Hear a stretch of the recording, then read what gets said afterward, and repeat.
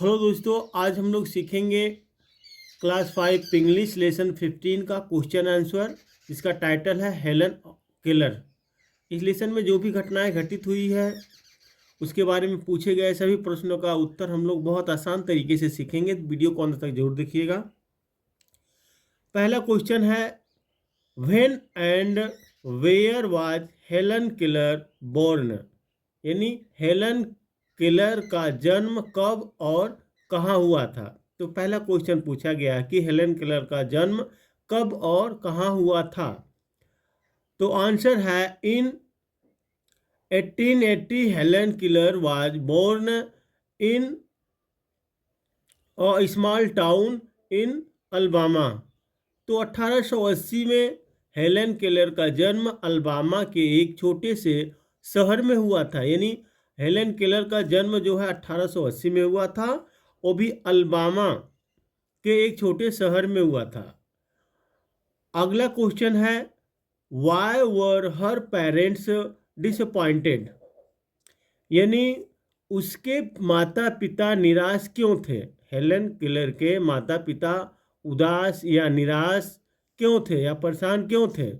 Answer है, Helen Keller's parents were disappointed bye her serious illness. Helen Keller के माता पिता उनकी गंभीर बीमारी से निराश थे, क्योंकि हेलन केलर जो वह गंभीर बीमार थी, काफ़ी बीमार थी, तो उसकी बीमारी को लेकर उसके माता पिता काफ़ी निराश थे। आगे क्वेश्चन पूछा गया है, what went wrong with Helen Keller's after her illness, बीमारी के बाद हेलन केलर के साथ क्या गलत हुआ, यानी बीमारी के बाद उसके साथ क्या गलत हुआ। आंसर है, Helen Keller was unable to see and hear after her illness. Helen Keller अपनी बीमारी के बाद देखने और सुनने में असमर्थ हो गई, यानी न तो वह देख पाती थी सही से, न तो सही से सुन पाती थी। बीमारी के पास यही दिक्कतें हेलन केलर को हुई। अगला क्वेश्चन है, what did Helen do when she began to grow old, जब हेलन बूढ़ी होने लगी तो उसने क्या किया, यानी जब उम्र ढलने लगी, वह बूढ़ी होने लगी, तो उसने क्या किया। आंसर है, Helen would not let anyone do anything for herself। Helen किसी को भी अपना काम नहीं करने देती थी। And her clothes were always dirty, और उसके कपड़े हमेशा गंदे रहते थे। यानी जब वह बूढ़ी होने लगी तो वह अपना काम किसी को नहीं करने देती थी, और उसका कपड़े जो है हमेशा गंदे रहते थे।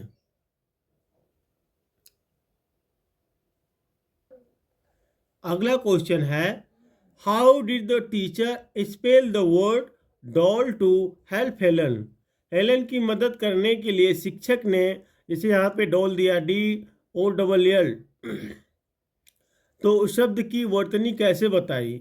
आंसर है, द टीचर गेव हेलन और डॉल, शिक्षिका ने हेलन को एक गुड़िया दी। And she wrote the word doll on Helen's hands with her fingers, और उसने अपनी उंगलियों से हेलन के साथ, यानी हेलन के हाथ पर डोल शब्द लिखा। तो टीचर जो है समझाने की कोशिश करते हैं, तो क्या करते हैं, और उसने अपनी उंगलियों से हेलन के हाथ पर डोल शब्द लिखा, यानी DOLL लिखा।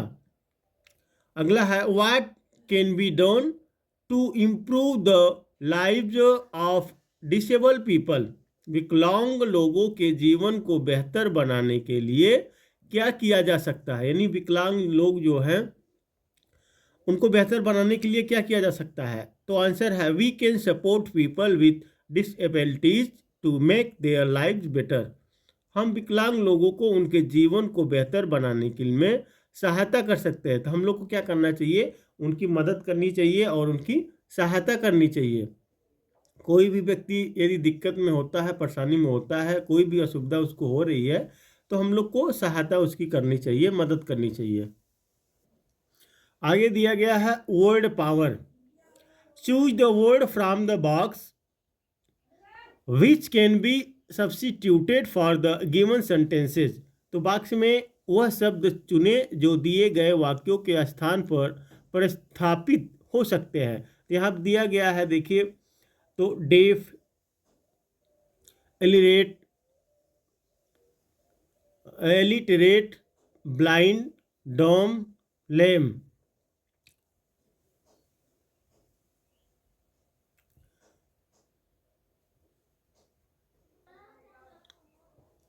तो इन सब शब्दों को चुनकर जो है सही स्थान पर लगाना, हमने लगा दिया है। वन है यहाँ पे जो दिया गया है, तो इसको क्या करना है, आपको सही स्थान पर लिखना है। आप चाहे तो अपने नोटबुक में लिख सकते हैं या बुक में पेंसिल से लिख सकते हैं ताकि आपको समझ में आ जाए। वन हु कैन नॉट सी यानी जो नहीं देख सकता है, तो उसे क्या कहते हैं, ब्लाइंड यानी अंधा। One who can not hear, deaf, तो जो सुन नहीं सकता वह क्या होता है, उसे क्या कहते हैं, बहरा।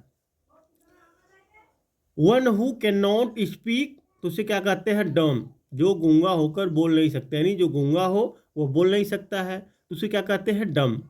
One who can not walk, जो लंगड़ा कर नहीं चल सकते, जो चल नहीं सकता। One who can not walk, जो नहीं चल सकता, उसे क्या कहते हैं, हम लैम कहते हैं। One who can not read और राइट, जो पढ़ या लिख नहीं सकता, उसे क्या कहते हैं, इलिटरेट, अशिक्षित कहते हैं। जो पढ़ नहीं सकता ना तो लिख सकता है, उसे क्या कहते हैं हम लोग, अशिक्षित। आगे दिया गया है language practice. Make meaningful sentences with the help of adjectives given below, यानी नीचे दिए गए विशेषणों की सहायता से सार्थक वाक्य बनाइए, यानी सार्थक वाक्य बनाइए। One has done, one has been done for you, आपके लिए किया गया है। तो यहाँ पे देखिए, अ स्मॉल, अ हाई यानी बी हाई, यानी ए क्या दिया गया है, small, B high, C bright, D dirty और सी लिटल। तो इस शब्द से एक वाक्य बनाना है। I have a small stick, मेरे पास एक छोटी छड़ी है। तो यहाँ पे देखिए स्मॉल लगा हुआ है। The plane was flying high in the sky, तो विमान आसमान में ऊंची उड़ान भर रहा है। तो देखिए इस प्रकार से यहाँ पे आ गया है। तो इसको क्या करना है, आपको सही से भरना है, सही तरीके से इसको भरिए और इससे वर्ड एक बनाइए। आगे दिया गया है bright, his future is bright, उसका भविष्य उज्जवल है। तो यहाँ पे ब्राइट आ गया है। डर्टी यानी his cloth were very dirty, उसके कपड़े बहुत गंदे थे।